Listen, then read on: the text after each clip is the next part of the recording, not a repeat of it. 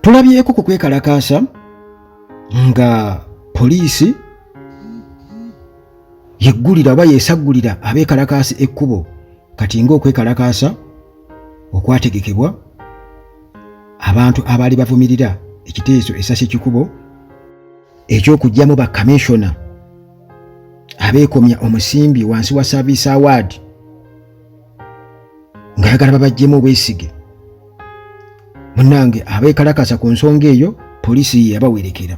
Naye Uganda Human Rights Commission nga nayo muganda wange already tukimanyi bulungi nnyo nti yatuvaamu dda erabika ng'etuuse omukolo kubanga byegezaako okubeera nti ekonda eminga tewali na kimu kiwulirizibwa kubanga ajjukira nti Wangadya ng'akulira akakiiko kano aka Uganda Human Rights Commission yatukakasa dda n'atugamba nti n'ebyagenda okwogera babimuwa buwi. Ndowooza bamugamba kakati vaayo kwovumirire poliisi kye yakoze kubanga twalabye poliisi nga ekwata abakyala ababadde beeyambudde engoye nga bakutte placards bwe batyo nga bavumirira obuli bw'enguzi era nga baagala Speaker Anita Among alekulire bwe batyo nga boolekera Paalamenti era ne basalwako poliisi okukakana nga bali luzira. Kati Uganda Human Rights Commission evuddeyo n'ekivumirira eky'okukwatibwa kw'abakyala bano n'okubavunaana era nga bano munnange babadde bavumirira nguzi, babadde beeyambudde engoye bulungi bali mu bunika bwabwe nesimbe nabo babuggyemu. Abakayi ne beesibawo obusanja kati bano munnange balumira mwoyo bwe batyo twabalabye ebifaananyi nga basazeeko era ne bakwatibwa. Kati Uganda Human Rights Commission mukyala Wangadya chairperson wa commission Mariam Wangadya agamba nti abakyala bano abasatu ababadde beekalakasa mu mirembe era nga batambula boolekera Paalamenti nga baagala Speaker Anita Among alekulire olw'obuli bw'enguzi obukudde ejjembe mu Paalamenti n'obubbi okwekomya ssente z'omusolo. Bano babadde bakutte placards zebabadde balina, tewabaddewo kirala kyonna, bipande kwe babadde bawandiisa ebigambo ebitegeeza ensonga gye babadde beekalakaasizaako.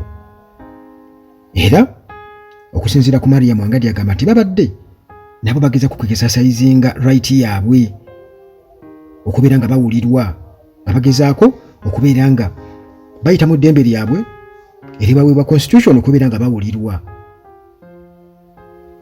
abantu be baalonda mu Paalamenti.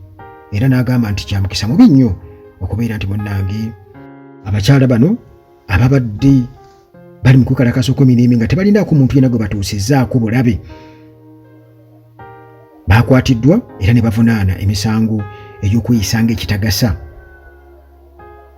Era bwe batyo ne batwalibwa mu nkomyo eruzira paka nga Septemba 12, 2024 lwe bagenda okubeera nga bavaayo ate bwe batyo batwalibwe mu kkooti. Kati Wangadya agamba nti kino mu kukinnyonnyola agamba nti emisango egyaba giwetekeddwako misango tegiriimu ka buntu kubanga tewali omusango gwe bazizza, tebalina muntu yenna gwe baakosezza oba gwe baalumizza. Bonna betwogerako babadde bakutte bukwasi bipande nga bagenda ku Paalamenti eri abakulembeze be baalonda era nga balina eddembe lyonna okubeera nga bagenda eri Paalamenti okubeera nga basaba okubeera nga bawulirwa. Naye nga bwe nkutegeezezza nti akakiiko kano aka Uganda Human Rights Commission oyinza okugamba tekakyalina makulu kubanga okwogera obwogezi ngaawo bwe batyo tekigasa, tetulabawo okkuba kayinza kuteekera gavumenti ku nninga kubanga already bagamba nnyini kiggwa yakiweebuula already baatukakasa dda. Wangadya yatukakasa kuba misango kati ng'egy'aba NUP oba egya opposition awo ate era still yalagira ddala kyekubiira n'avaayo nga yeewozaako ekiraga nti ng'era bwe kiri nti abasajja bano tubamanyi bulungi nnyo nti bo bennyini bamanyi oteekawo opposition eyaabwe. Bamanyi oteekawo opposition eyaabwe ne batandika okubeera nga bakubagana nayo. Kati mwe mubeera eno nga bw'olaba okwekalakaaswa okwa Novemba 2020 okwekalakaaswa okwo nze ne bagamba nti baatikika kutegeke kubanga twalaba pikapu buleeta ebipiira nga bibisuula mu Kampala ku nguudo ate bo tebaakwatibwa.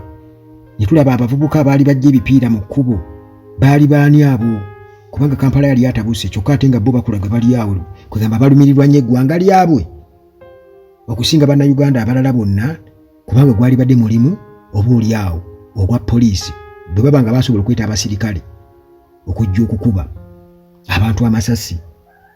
Ate kijja kitukuba nti ate abantu ababulijjo bwe twalabanga bazikiza ebipiira abo abaali selected nga balondeddwa. Naye kale bino byonna nga bekugaye nti nno tukimanyi bulungi nnyo nti regimu ya Museveni nemanyi oteekawo opposition eyaayo.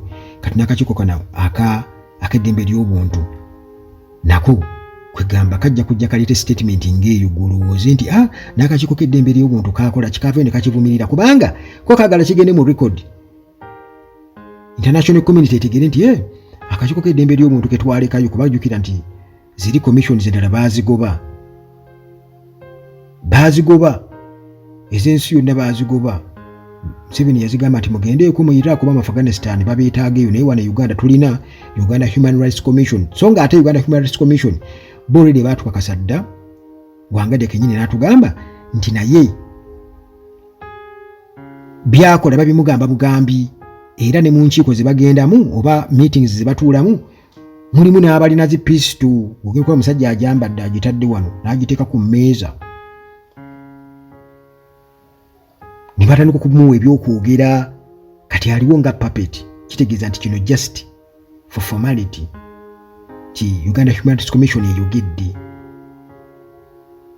naye nga tewaliwo ddembe lya buntu ligobererwa era tujja kusigala nga tutambulira awo. Abakyala abo abasatu abazira ennyo bakoze omulimu gw'amaanyi era bagamba nti kamukamu gwe Muganda naye nga enguzi yerina okulwanyisibwa yagalagaana ewatali kubikkirira yadde era nga bw'oba onojjawo enguzi wano Uganda kiba kitegeeza nti ne NRM gavumenti eba erina kugenderako kubanga nga bwe nakutegeeza tesobola kubeerawo ewatali nguzi tesobola kakitegeeza nti NRM equals nguzi.